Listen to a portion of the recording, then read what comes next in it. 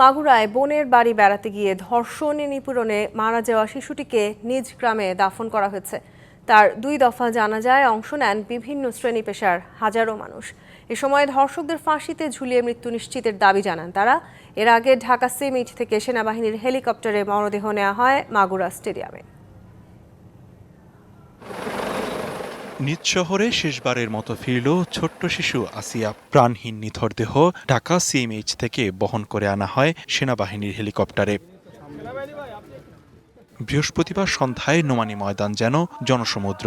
সন্ধ্যা 7টায় সেখানেই অনুষ্ঠিত হয় প্রথম জানাজা। নিস্তব্ধ বাকরুদ্ধ স্বজন এলাকাবাসী, সবারই চোখে মুখে ছিল ক্ষোভের বহিঃপ্রকাশ।